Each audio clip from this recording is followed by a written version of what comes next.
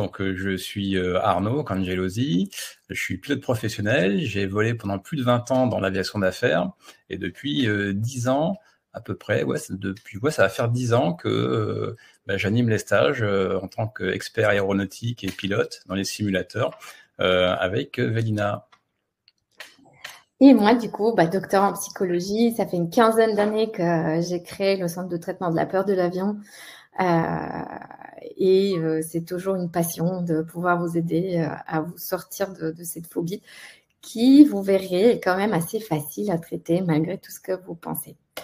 Moi, je suis très formée dans tout ce qui est thérapie cognitivo-comportementale. Je vous parlerai de ça tout à l'heure.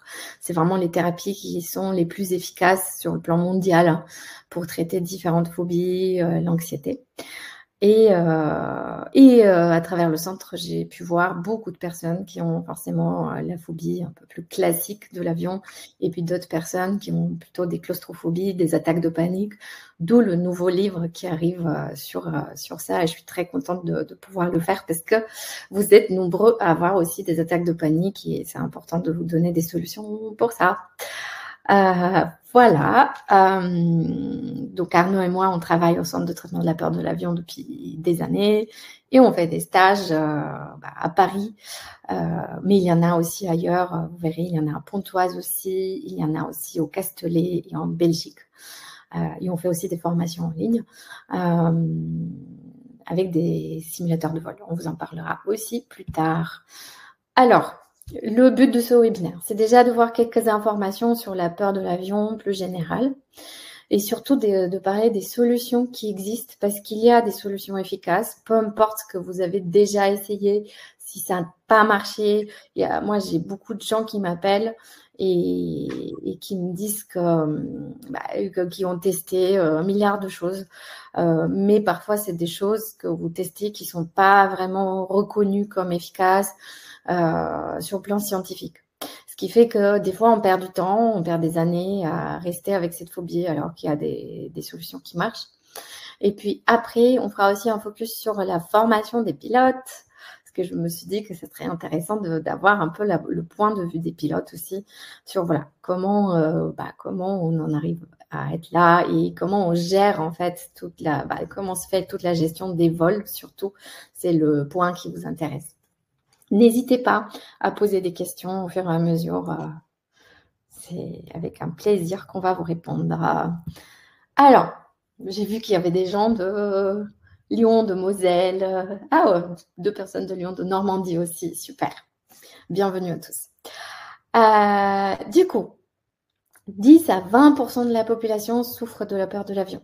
On a un tiers des passagers de chaque avion qui a une appréhension en vol.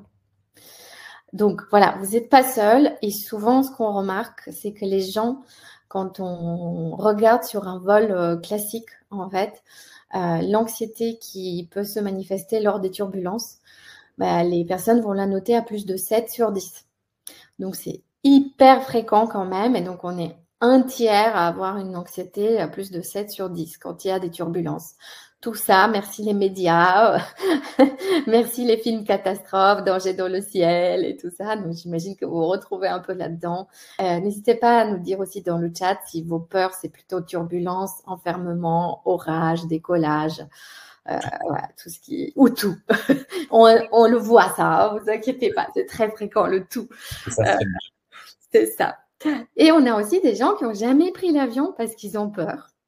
Du coup, pour moi, j'aime bien quand ils découvrent en fait que mais toutes les idées que je me faisais par rapport aux avions, au final, c'est pas si horrible que ça. Voilà, donc c'est sympa aussi de voir les gens qui, pour la première fois, prennent l'avion un peu différemment. Alors, les types de phobie de l'avion d'abord. Donc, on va dire qu'il y a la phobie plutôt classique, qui est la peur du crash. Vous ne m'avez pas dit dans le chat encore de quoi vous avez peur, mais n'hésitez pas. Tout ce qui est décollage, panne, turbulence, orage, ça fait peur. Avec des possibles attaques de panique dans ce cas-là à cause de la peur, tout simplement, qu'on n'arrive pas à gérer. Et puis sinon, il y a aussi les phobies spécifiques. comme la claustrophobie, l'agoraphobie, qui peut être accompagnée ou pas d'attaques de panique aussi. Mais on voit aussi des gens qui ont peur du vide. Ils disent, bah, en fait, moi, être sur un truc, déjà sur un pont, j'y arrive pas. Bah, dans l'avion, je me sens pareil, je me sens très mal. Et du coup, on a besoin de leur apprendre aussi de passer sur le pont, d'être moins anxieux sur le pont et pouvoir monter la difficulté petit à petit, quitte à aller à la Tour Eiffel, faire des petites choses comme ça qui permettent en fait de s'exposer. Donc, toujours la difficulté à gérer l'anxiété. Toujours le besoin de garder le contrôle de la situation. On a des gens qui adorent, même qui font des trucs super dangereux, qui conduisent une moto. Alors là, en termes de danger, on est loin de la sécurité en avion. Mais voilà. Du coup, pour le chat, je regarde juste pour dire à Arnaud.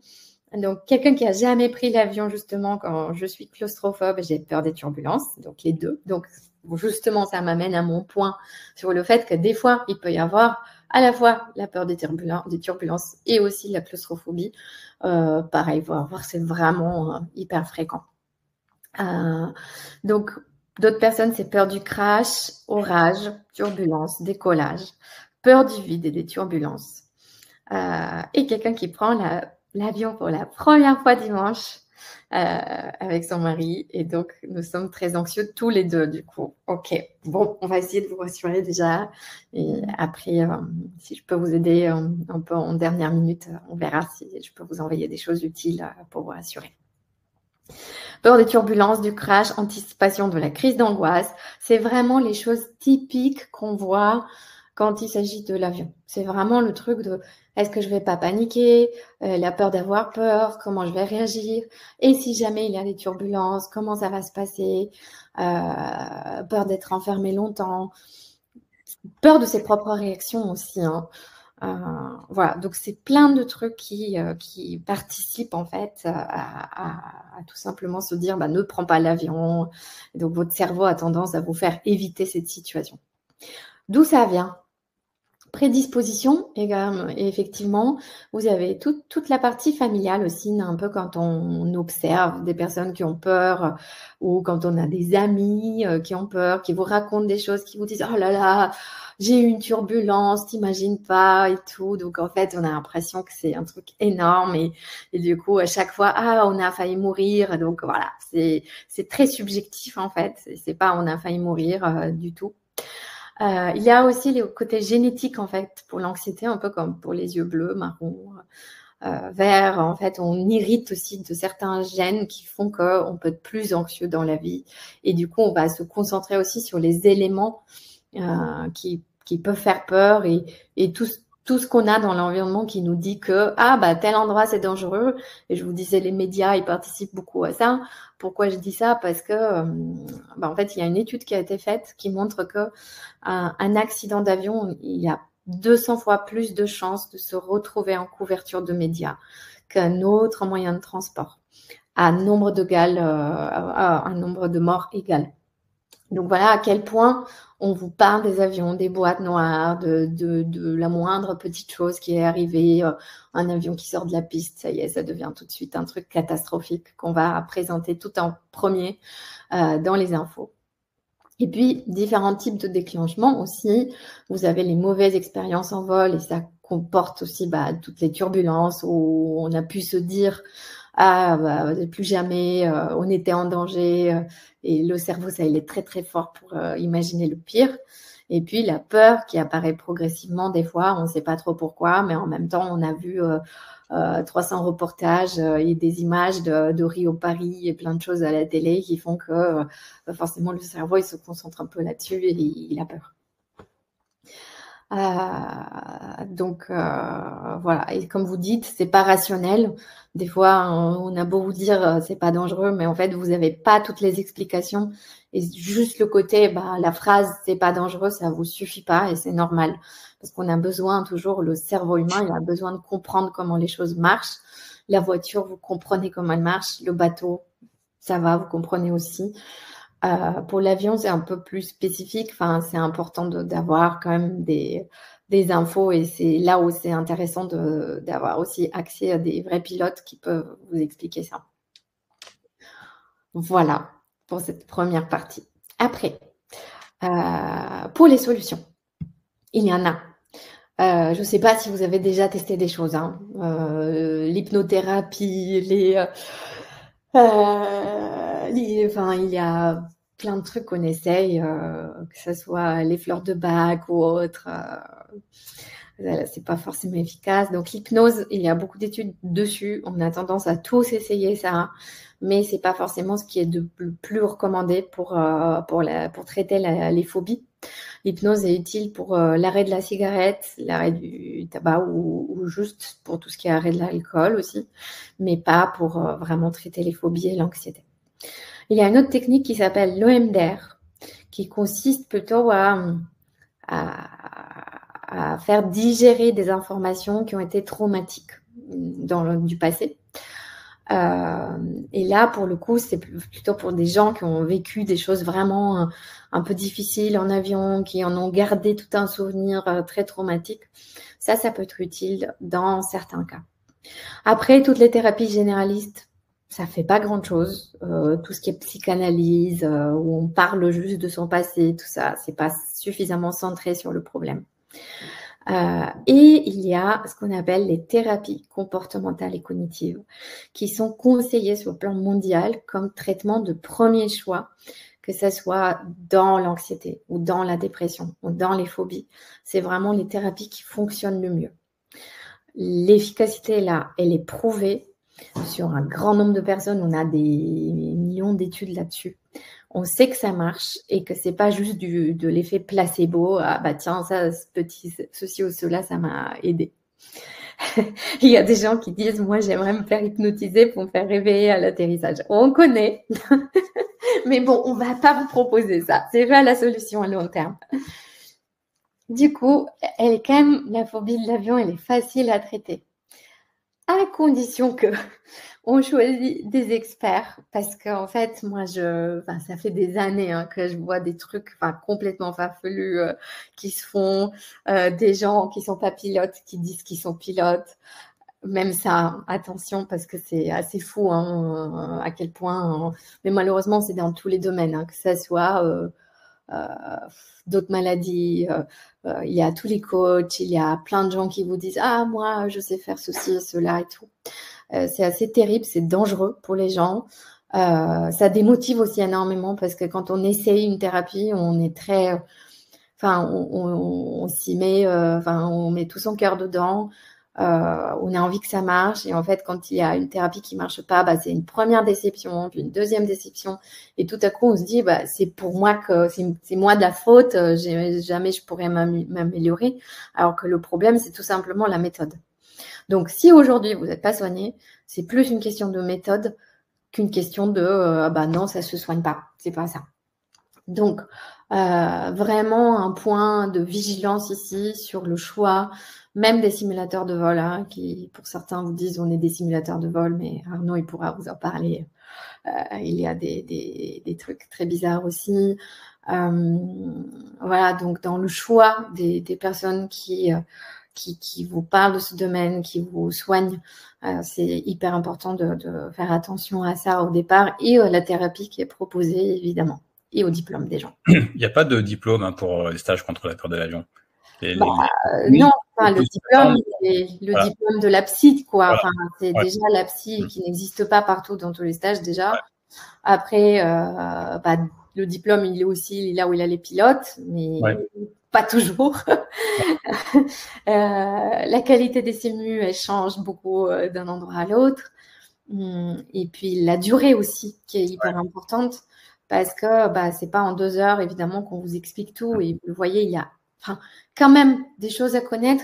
Il faut les amener aussi avec une progression, avec quelque chose de logique, et on y arrive petit à petit. Mais ce qui est chouette, en fait, c'est pour ça que je voulais vous donner de l'espoir, c'est que nous, quand on fait les stages, par exemple, on a le soir même des gens qui nous disent « mais là, ça va être un plaisir de prendre l'avion ». J'en parlerai tout à l'heure. Justement, j'y arrive. Il y a une étude qui a été faite par l'Université Paris-Descartes sur les stages au CTPA.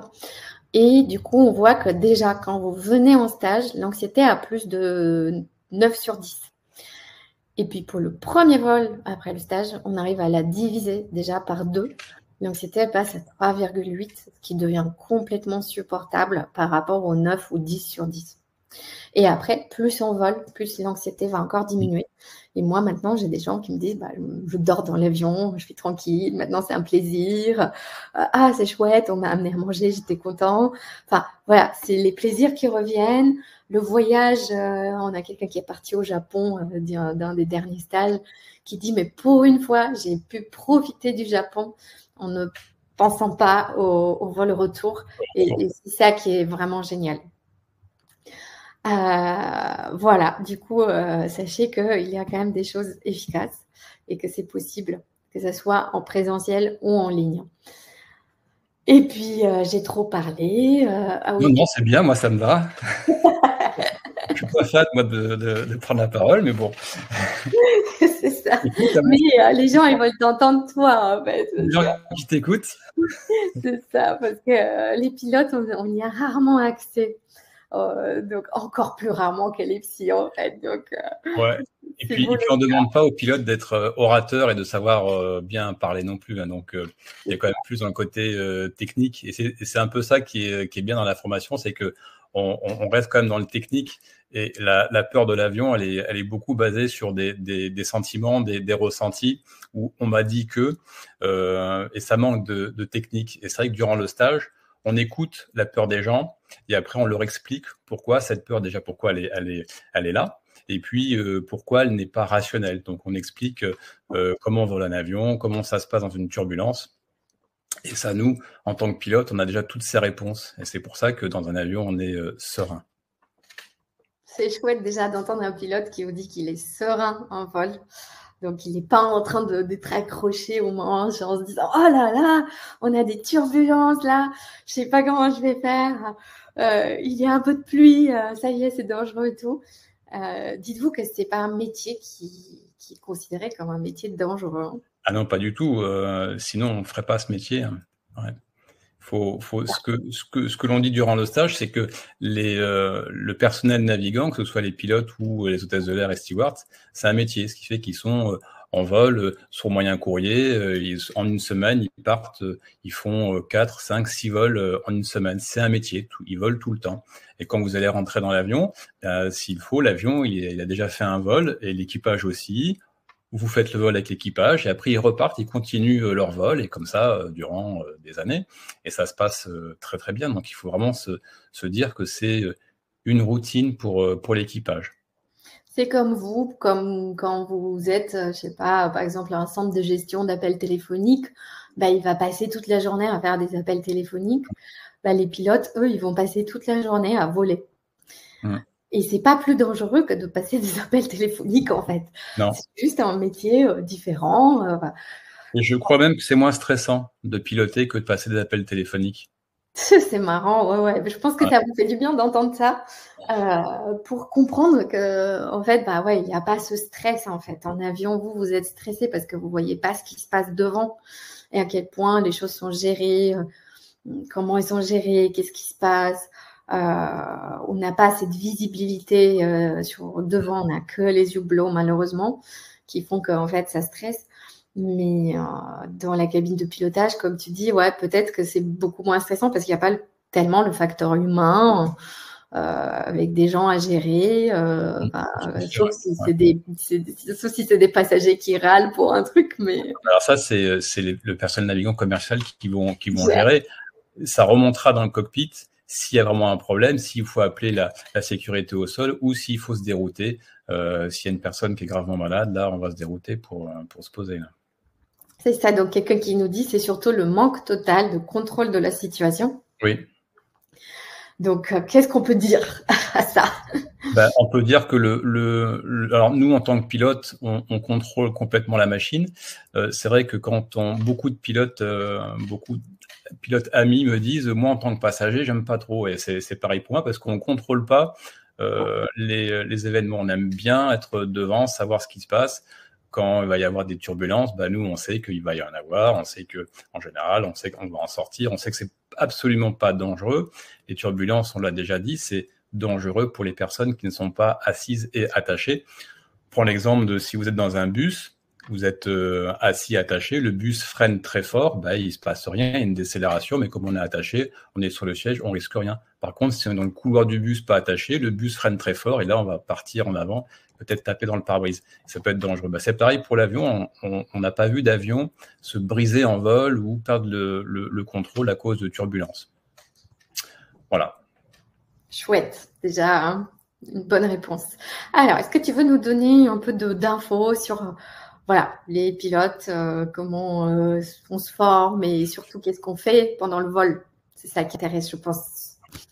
Alors, faut imaginer que la formation, je vais dire un truc un peu au hasard, mais c'est 80% de la formation, c'est sur des problèmes techniques. Donc, on a une grosse partie de la formation, on va étudier les systèmes de l'avion, les systèmes électriques, pneumatiques. On sait que sur un système électrique, il y a différents systèmes, il y en a 2 ou 3. S'il y en a un qui tombe en panne, il y a toujours un deuxième ou un troisième qui va reprendre le dessus.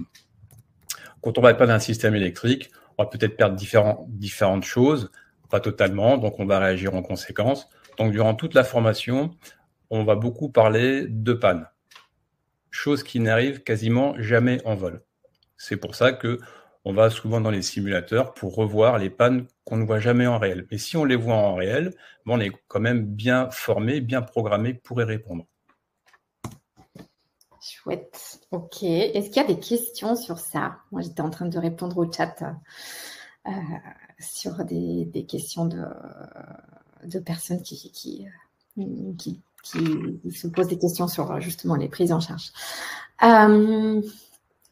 Une question que je pourrais te poser sur comment se passe le vol d'un pilote quand on imagine un vol Alors en général, sur un vol court courrier, les pilotes arrivent 45 minutes à 1 heure en avance. Le vol est préparé par le dispatcher au sol, donc les personnes au sol nous disent combien de tonnes va peser l'avion, comment est centré l'avion, quelles sont les marchandises qu'on a, c'est des marchandises particulières ou pas, s'il y a des passagers particuliers ou pas, des VIP ou pas.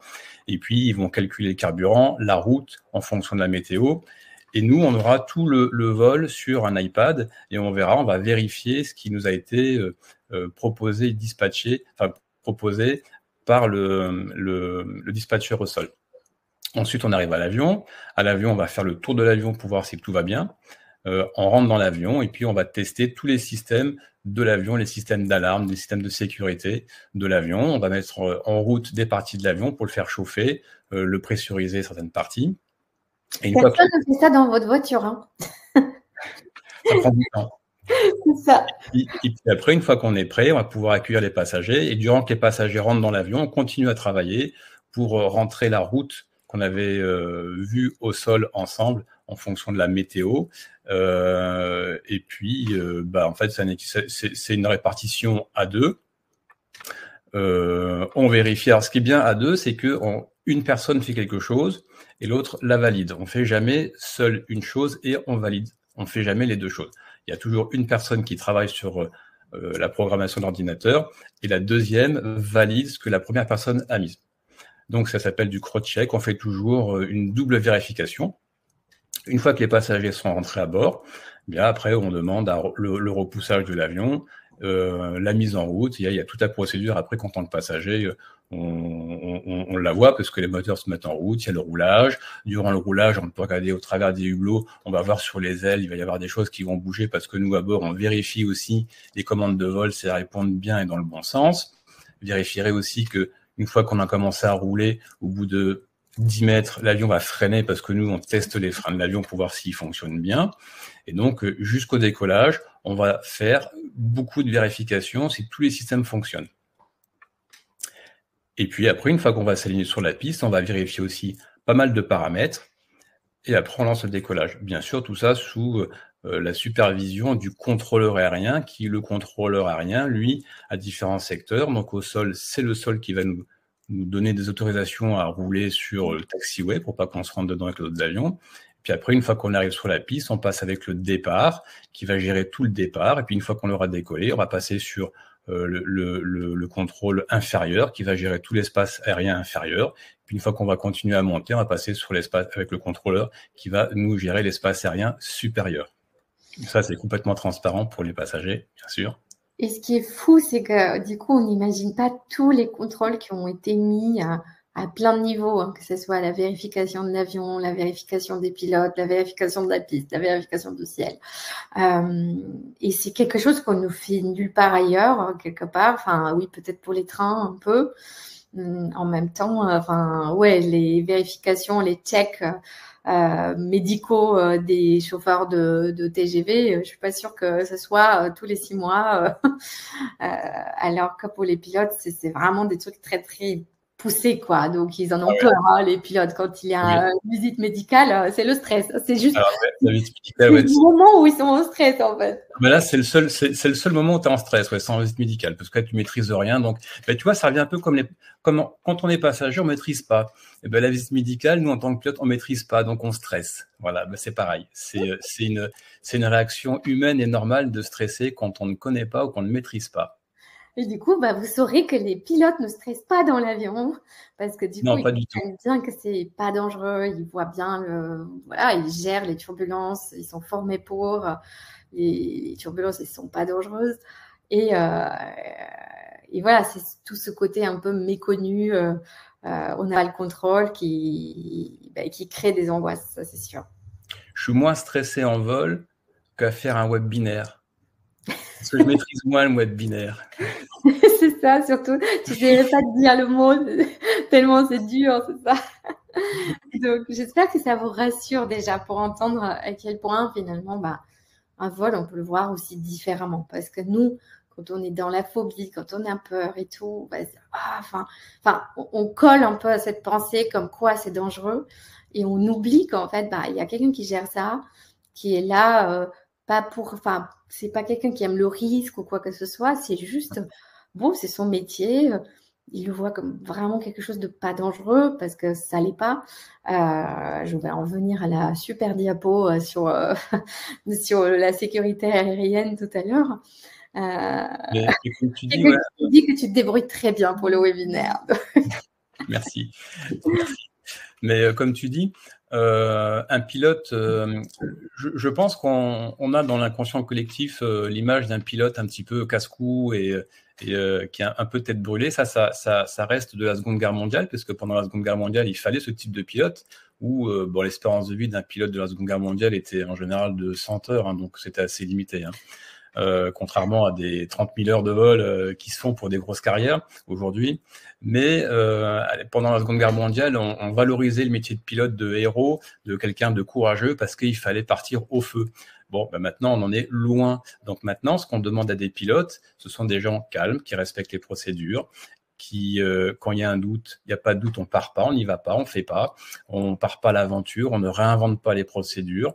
Et ça, il y a eu toute une période, il y a une quarantaine d'années, où l'esprit, même voire une cinquantaine d'années, l'esprit des pilotes ont commencé à changer parce qu'il y avait tous les anciens pilotes de la Seconde Guerre mondiale qui sont passés dans le civil et qui avaient toujours cet esprit un petit peu casse-cou. Et après, on s'est rendu compte que c'était pas une bonne technique, pas une bonne façon de faire pour piloter un avion civil avec des passagers civils à bord. On ne doit pas prendre de risques. Et puis, on s'en est rendu compte. L'histoire de l'aéronautique a fait en sorte que on a enlevé tous les pilotes casse-cou, tous les pilotes un petit peu tête dure qui disent moi je fais comme je veux. Maintenant, nous, on est sélectionnés beaucoup sur le travail en équipage, savoir s'intégrer en équipe, savoir respecter des procédures et surtout ne pas partir à l'aventure, surtout. Et quand tu dis que pour moi un motard c'est quelqu'un qui prend énormément de risques, c'est quelqu'un qui j'ai une image en tête sur l'autoroute, j'ai été doublé par un motard dans un virage, il allait tellement vite qu'il avait une visibilité du virage de peut-être 50 mètres et je me suis dit s'il y a une voiture qui est arrêtée à l'autre bout du virage, à la vitesse à laquelle il va, il n'aura pas le temps de freiner. Mais ça, c'est pas aéronautique. Aéronautique, on doit pouvoir toujours anticiper. Si je prends un virage et que j'ai une 50 mètres de visibilité sur le virage, je vais adapter ma vitesse de la moto à un freinage sur 30 mètres, tu vois. Donc, je roulerai peut-être à 50 km/h. On a toujours cette vue en cas de panne, en cas de problème, qu'est-ce que je peux faire? Et si j'ai pas de solution, on ne part pas. Ouais, c'est ça qui est exceptionnel et c'est pour ça qu'en fait, on arrive à des statistiques qui sont juste exceptionnel. Enfin, Oui. vraiment, on ne peut avoir ça nulle part. Non. Je vous montrerai tout à l'heure la super diapo que j'adore. Mais c'est impressionnant de voir le nombre de vols qu'il y a tous les jours et de C'est voir à quel incroyable. point il ne Ouais. se passe rien. Parce que quand on regarde le nombre de passagers sur les routes qui sont morts tous les jours, les milliers de personnes qui meurent, et c'est des choses qui sont inacceptables de voir autant de morts sur les routes et qu'il n'y ait rien qui a été fait. On n'apprend pas de nos erreurs. Les gens qui sont drogués, ils sont toujours drogués, ils conduisent toujours. Les gens qui sont malades, qui ont la maladie de Parkinson, ils conduisent toujours. Enfin, il y a plein de trucs. Ouais. Et il y a des accidents et on ne fait rien après pour changer tout de suite la procédure, en fait. Parce qu'en aéronautique, c'est pas possible. Vous changez tout de suite la procédure s'il y a eu un problème.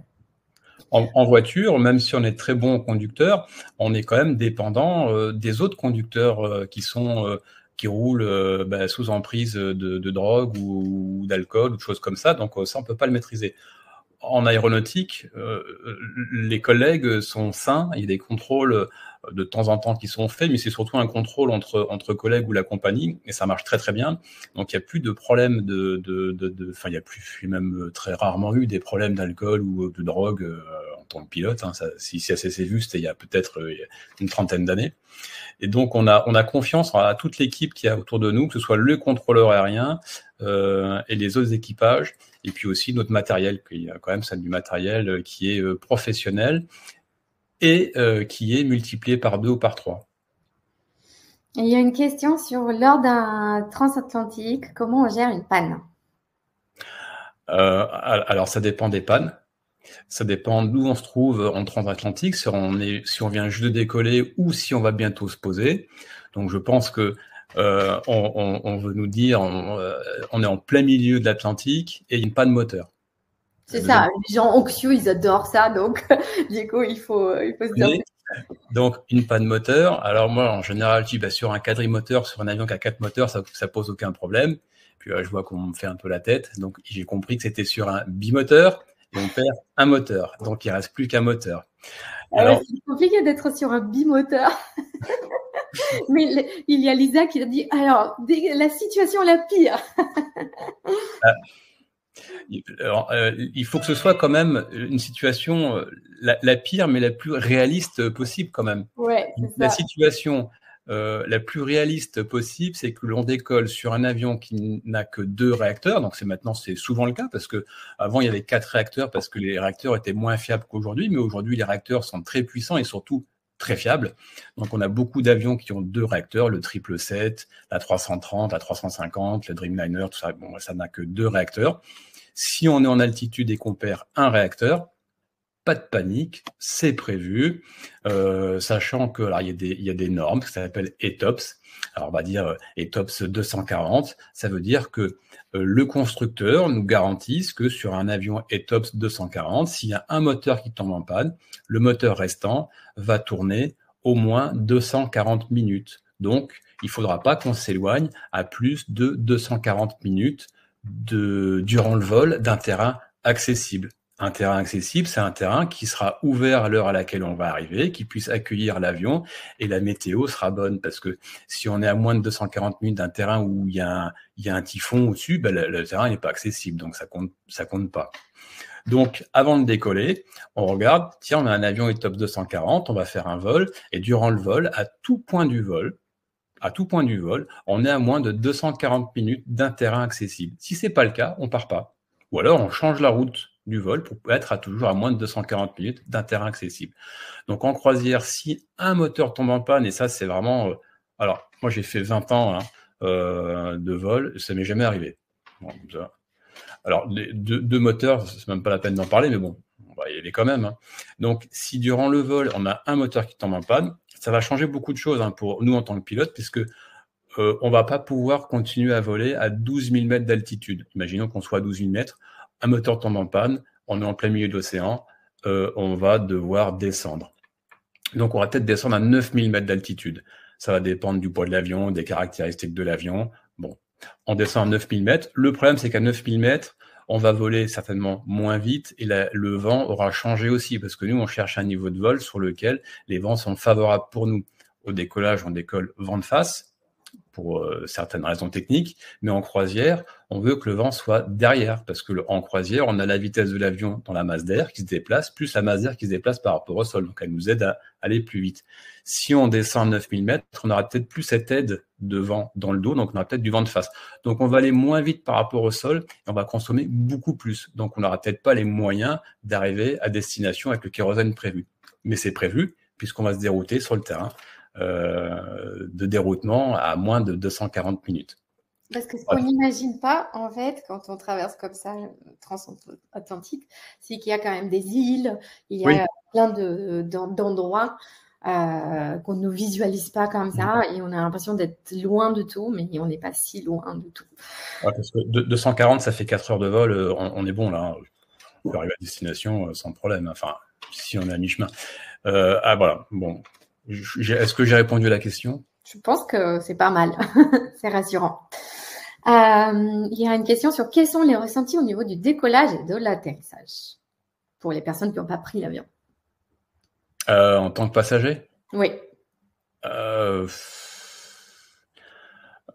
je suis pas un bon exemple parce qu'au décollage, moi, c'est un ressenti de joie. Ouais. À l'atterrissage, un ressenti de déjà. Donc, je suis pas un bon exemple, mais sinon le décollage et l'atterrissage, il faut comprendre ce qui se passe en fin de compte, ce qu'on recherche durant le décollage. Durant le décollage, autant tout l'embarquement, le roulage, tout ça, on veut que ça se passe gentiment, tranquillement, avec une petite lumière d'ambiance, une petite musique. À partir du moment où on décolle, là, on est quand même sur des choses un peu plus techniques. Et il nous faut quand même qu'on puisse faire avancer une masse sur une certaine distance pour pouvoir avoir une certaine vitesse sur les ailes, pour qu'il puisse avoir un phénomène qui s'appelle le phénomène de Bernoulli. Ça va aspirer les ailes vers le haut, et là, on pourra décoller. Donc, en fait, l'idée, c'est de décoller sur une plus petite distance possible. Donc, ce sera pleine puissance au décollage, quasiment pleine puissance, parce que les moteurs peuvent monter à 100% de puissance, mais c'est jamais fait.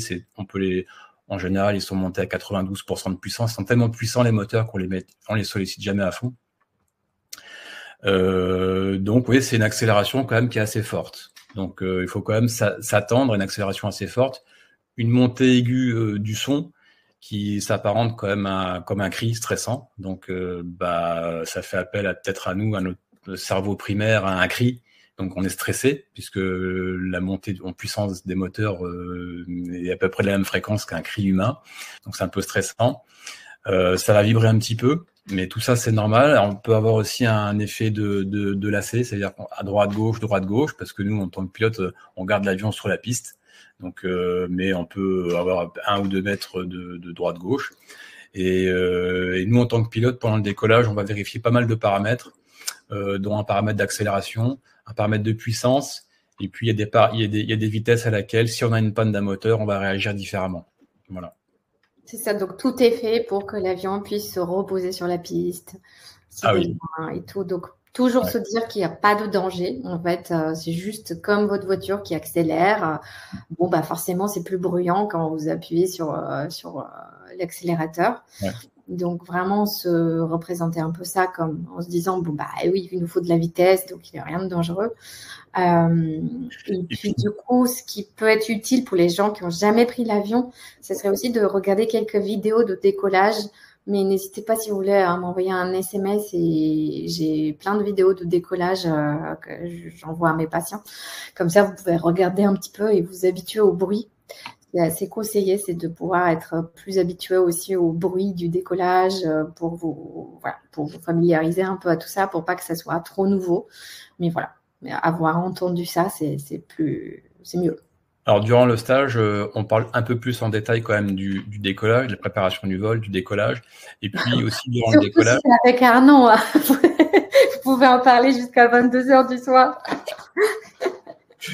Et puis, au décollage aussi, il y a toute une partie où une fois qu'on a décollé, pareil, là aussi, on fait attention à si on a une panne moteur, eh bien, il faut qu'on ait un terrain accessible à moins d'1 heure de vol. Enfin, voilà. Donc, même au décollage, on a cette notion de panne moteur. Ok. Donc, une question, est-ce que les oiseaux sont en danger lors d'un décollage? Est-ce que les est-ce que eux sont en danger ou est-ce qu'ils sont en danger? Est-ce que eux, ils sont en danger pour nous? Est-ce que eux sont un danger pour nous? Est-ce que c'est un danger pour l'avion? Oui. Oui, c'est un danger pour l'avion. C'est pour ça qu'il y a des systèmes au sol où il y a des effaroucheurs. Donc, il y a différentes façons de faire pour effrayer les oiseaux avant un départ ou une arrivée. Maintenant, c'est immanquable ça s'appelle des risques aviaires. Il est immanquable alors je crois qu'il y a 30 000 collisions d'oiseaux, 30 000 collisions aviaires par an dans le monde. Dommage pour les oiseaux. Mais ça peut abîmer l'avion, le radeau notamment, la pointe de l'avion qui n'est pas en métal, la pointe de l'avion est en fibre, parce que dedans il y a un radar et le radar a besoin d'émettre des ondes, donc il ne faut pas que ce soit métallique. Et donc c'est un point qui est quand même relativement fragile. Et si un oiseau percute, si c'est un oiseau assez fort qui percute à un endroit particulier, ça peut endommager le radeau. Ça ne met nullement en danger l'avion. Il faut le savoir. Par contre, ça va immobiliser l'avion pendant quelques jours pour remplacer le radeau. Donc oui, les oiseaux peuvent abîmer l'avion. Oui, ça peut être un danger. Le dernier danger qu'on a vu, c'était sur le vol de l'Hudson, enfin le décollage à New York, qui s'est posé, qui a améri dans l'Hudson en 2009. Parce qu'il y a eu des oies sauvages. Alors les oies sauvages, ça fait à peu près, paraît-il, entre 10 et 14 kilos par oie. Il y en a eu 4 ou 5 qui sont rentrés dans les moteurs. Donc c'est trop pour un seul moteur. Donc ça a coupé les deux moteurs. C'est des phénomènes qui sont quand même assez exceptionnels. Ouais, moi, ça m'est déjà arrivé de taper un oiseau sur le pare-brise. C'est pas agréable.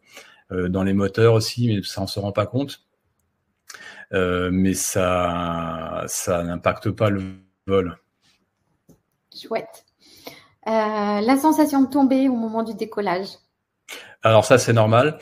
Alors il y a une première sensation, c'est la sensation d'être un peu écrasé durant le décollage, parce que c'est là où l'avion va se lever. Donc c'est une accélération verticale qui va vers le haut. Donc nous, notre poids apparent va augmenter. Donc on a une sensation d'être un peu écrasé.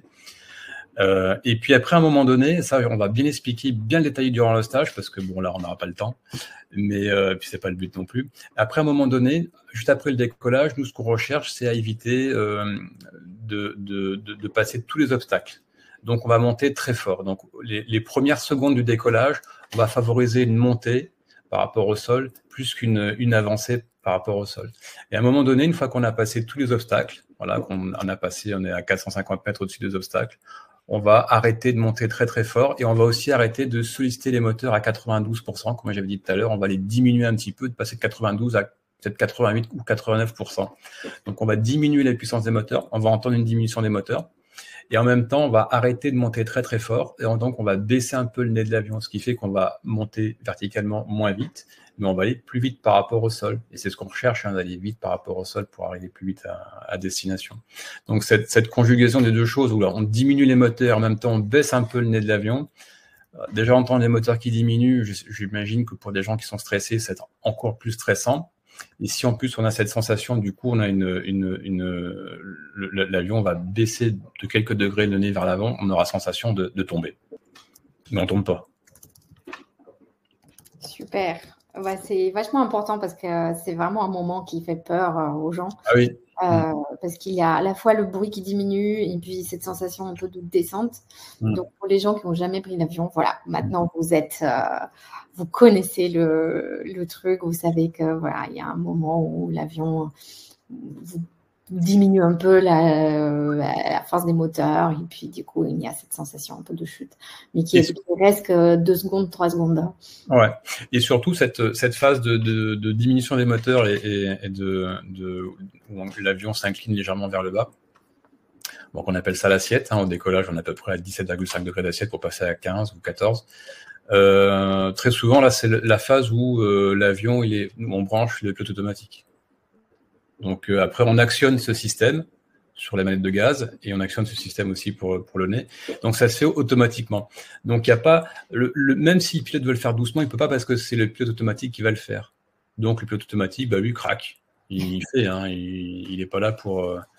c'est une technique, lui. Il y va. C'est comme les virages où après le décollage, c'est sûr que en tant que pilote, on aurait tendance à vouloir faire des petits virages pour faire plaisir aux passagers. Mais à tour de contrôle, eux, ils veulent qu'on vire à 30 degrés d'inclinaison pour libérer assez rapidement les espaces, les routes. Donc là, c'est très technique là. Donc, technique dans le fait où on on favorise d'abord la sécurité et après le confort. Ouais, c'est normal, et tant mieux. C'est ce que les gens veulent. Ouais. Alors, une question à laquelle on n'aura pas énormément de temps de répondre parce que c'est quand même quelque chose de très très long à expliquer. On dit qu'un avion ne peut pas tomber et qu'il plane, mais comment expliquer les crashs en 1 ou 2 phrases? Mais nous, pendant le stage, on fait un truc beaucoup plus long par rapport à ça et on vous explique certains crashs qui ont un peu marqué les gens et comment, qu'est-ce qui a été adapté pour que ça n'arrive plus, surtout aussi. Le truc, c'est qu'à chaque fois qu'il y a un crash, c'est toujours des raisons différentes. Alors, il y a des niveaux de sécurité dans l'aéronautique. On appelle ça les plaques de Reason. Il y a une sécurité, ça empêche les accidents d'arriver. Le problème, c'est que dans cette sécurité, il y a des fois, il y a un trou. Donc, le problème passe à travers ce trou. Tac, et puis il y a une autre plaque qui va arrêter ce problème. Et sur cette autre plaque, il y a aussi un trou. Et si les 2 plaques sont alignées, le problème va passer dans les 2 plaques de sécurité. Et normalement, nous, on a une 3e plaque de sécurité. Et les accidents, ça veut dire qu'il y a eu ces plaques de Reason, je ne sais pas si j'étais très clair, mais il y a des failles dans les sécurités. Et les failles se sont alignées. Et là, on est arrivé à l'accident, au crash. Donc, à chaque fois qu'il y a un crash, d'où les boîtes noires, on essaie de savoir ce qui s'est passé. Il y a une enquête qui est faite. Et alors, les médias, eux, parlent du problème, mais ne parlent jamais des résolutions du problème. C'est bien dommage. Et à chaque fois, les problèmes sont résolus. Alors, ça va prendre du temps. Si c'est un problème, un risque immédiat, comme il y a déjà eu, les avions sont arrêtés du jour au lendemain, sont cloués au sol, quitte à ce que la compagnie coule. Ça, on ne veut pas savoir, on s'en fiche. Donc, on arrête absolument les avions de voler. Sinon, il y a des choses à remplacer, des pièces à remplacer ou des procédures à mettre en place dans le mois à venir, ou ça dépend de la dangerosité du problème. Pardon. Donc, à chaque fois qu'il y a un problème, il faut toujours, même si on ne l'entend pas dans les médias, mais il faut toujours savoir que derrière, il y a une enquête qui a été faite, il y a une enquête qui est en cours. D'ailleurs, on peut aller sur le site du BEA, Bureau Analyse Accident, je ne me souviens plus, qui explique tous les accidents, où est-ce que ça en est au niveau de l'enquête pour après apporter une solution. Merci. Très clair. Et puis, ouais, n'hésitez pas aussi à prendre le livre Je n'ai plus peur de l'avion, parce que du coup, il y a tout un décryptage des crashs avec des explications beaucoup plus détaillées. C'est un livre qu'on a écrit il y a maintenant peut-être une dizaine d'années aussi, et qui va être réédité d'ailleurs en septembre. Alors, j'ai sauté ça, mais c'est parce qu'on en a parlé. Juste pour finir aussi sur quelque chose de positif, c'est les statistiques de sécurité aérienne. On a parlé aussi de toutes les vérifications, du fait que quand même on laisse rien échapper, rien au hasard. Mais je trouve que c'est intéressant aussi de vous montrer les chiffres. Arnaud, je te laisse les présenter si tu veux. Alors, il y a plus d'1,5 million de personnes qui se trouvent à chaque instant en avion. Donc, c'est énorme. C'est énorme. Et puis, on voit que ça se passe bien. Par jour, il y a 13 millions de voyageurs. 13 millions de voyageurs, sachant que nous, en France, on est à peu près 70 millions. Donc, ça fait en 6 jours, pardon, en 6 jours, on a fait voyager l'ensemble de la population française et ça se passe bien. Et de mémoire, en 2017, il y a eu 0 crash. Ça veut dire qu'en 2017, toutes les semaines, en tous les 6 jours, on a fait voler l'équivalent de la population française. Tous les 6 jours, on a fait voler l'équivalent de la population française pendant 1 an. Il n'y a eu aucune victime. Je ne sais pas où est-ce qu'on peut trouver ça ailleurs, sachant qu'en France, tous les ans, on a à peu près entre 2500 et 4000 accidents de la route. Rien qu'en France par an. Et dans le monde, je ne sais pas combien, mais c'est énorme. Et du coup, c'est pourquoi on vous présente cette stat, c'est surtout de vous rendre compte, c'est à quel point on demande trop aussi à l'aviation. Oui. On lui demande de nous déplacer à l'autre bout du monde et qu'il n'y ait jamais 0 mort. Alors qu'il n'y a aucun autre transport à qui on demande ça. On a accepté qu'il y ait des problèmes en voiture. Il y en a beaucoup trop, tellement on l'a accepté. Et quand on dit 13 millions de passagers par jour et pratiquement 365 jours dans l'année, il ne se passe rien.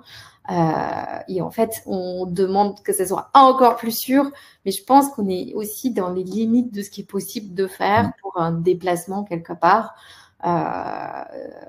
C'est pas des... Enfin, je pense qu'il faut être réaliste quelque part et se dire que voilà, enfin, c'est quand même l'endroit qui vous met le plus en sécurité au monde, où il y a toutes les procédures qui ont été faites pour que vous vous sentiez en sécurité, qu'il y ait cette sécurité, et que ce soit un voyage qui se passe bien plutôt que quand vous êtes dans des autres moyens de transport où vous avez l'impression de contrôler, mais en fait, vous ne contrôlez rien du tout aussi. C'est juste une impression, en fait, et on se trompe parce que l'impression n'est pas égale à du danger. Et l'inverse, c'est pas parce que c'est pas quand vous n'avez pas le contrôle que vous êtes en danger, c'est plutôt le contraire. Donc ça, c'est complètement faux. On pourrait faire une échelle de dangerosité où sur l'échelle de dangerosité, tout en bas, il y aurait l'aéronautique, les avions. Et le vélo serait au-dessus. Prendre une douche, ce serait encore au-dessus parce qu'il y a plus de personnes qui meurent du chute dans leur salle de bain. Peut-être, je sais pas, peut-être 5-6 personnes par an qui meurent en France. Ceux qui se font foudroyer aux eaux, enfin, il y a des trucs... 13 personnes qui... Voilà. Et je sais pas, il doit peut-être avoir 1 ou 2 personnes par an qui meurent en France d'accident d'avion. C'est quand même largement en dessous de chute dans les salles de bain, dans les escaliers. Il y a qui nous dit c'est juste qu'un accident d'avion, personne ne s'en sort. Et c'est pas vraiment ça, parce que le taux de survie il a été étudié quand il y a eu des crashs, et en fait c'est plutôt 70%, il me semble. C'est juste on retient les accidents les pires et on oublie tous ceux pour lesquels il ne s'est rien passé. Donc on a aussi cette idée un peu négative sur le fait que oui, alors qu'en fait 8 km en voiture, c'est statistiquement plus dangereux sur le plan mortel que voyager dans un avion de la liste noire en Afrique. 8 km, donc c'est juste, je vais chercher mon pain ou ailleurs. Donc voilà. Les tarifs pour les stages, c'est 430 €. Je vous disais dans le chat, il y a des possibilités de prise en charge par les mutuelles. Maintenant, c'est comme je suis moi docteur en psychologie, en fait, c'est comme un peu la même chose que pour les consultations avec des psychologues. Il faut juste demander, maintenant, il y a de plus en plus de mutuelles qui font des remboursements de 4 ou 6 séances par an. Et on a des gens qui arrivent à se faire rembourser pratiquement dans les 300 € assez facilement. Donc ça, c'est assez chouette. Ça vous fait un billet d'avion à acheter en plus ou un restaurant sur place. Et voyez-le quand vous voulez. Voilà, donc... il reste la dernière case. Oui, dans 5 milliards de personnes transportées par an. Exactement. Donc, ça, c'est aussi un chiffre qui est juste incroyable. Et on se dit, il y a eu 100 personnes qui sont mortes peut-être dans les pires des cas dans les années qu'on regarde. Et en fait, mais il faut le ramener à 5 milliards de passagers qui ont été transportés et pour qui tout va bien. Donc voilà, j'espère qu'on vous a été utile, que vous avez appris des choses. Il y a tellement de choses à dire que c'est trop dur d'en parler en 1 heure. C'est pour ça que nous, on s'en lasse pas. Voilà, donc on pourra refaire des webinaires. Merci beaucoup à Arnaud aussi de se prêter à cet exercice si difficile par rapport à son métier à lui. Donc, souvenez-vous, retenez déjà quelque chose de positif. Déjà, voilà, les turbulences ne sont pas dangereuses. Tout est vérifié quand on part. Enfin, il y a énormément de vérifications qui sont faites pour assurer la sécurité. Voilà, et puis tout ce que vous avez entendu de plus positif, essayez de le noter dans un point de votre tête, parce que c'est vrai que on a tendance toujours à imaginer le pire, à toujours retenir le pire.